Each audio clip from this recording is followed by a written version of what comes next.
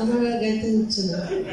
তো আমি অনুষ্ঠানের আগের দিন রেয়াজ করছিলাম, গলাটা সাজছিলাম। তো তখন দেখি যে গলা 3-4টে আওয়াজ বেরোচ্ছে। তো আমি ভাবলাম যে এই অবস্থায় তো গান গাওয়া যাবে না, এত বড় শো 1-1.5 ঘন্টা গাইতে হবে, তো এটা কি করে সম্ভব? তো আমরা রিহার্সাল করছিলাম আগের দিন।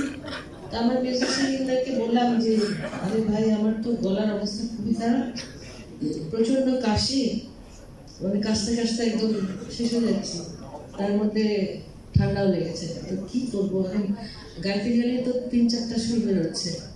তো একজন মিউজিশিয়ান বললো যে অসুবিধা নাই আপা, ওরা 1 টিকেটে 4 ওরা শুনতে পারে। যাক, এনিওয়ে আল্লাহর রহমতে গতকাল অনুষ্ঠান হয়েছে, ভালো, সমস্যা হয়নি আল্লাহর রহমত। ওখানে হাবিবও ছিল। তো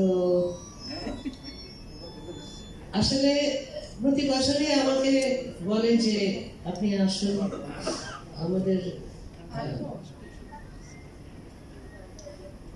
চিফ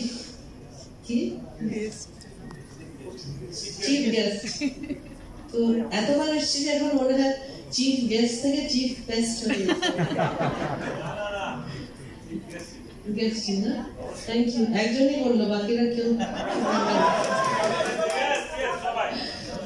তো anyway, oh lovely, thank you, that's why I wear diamonds also.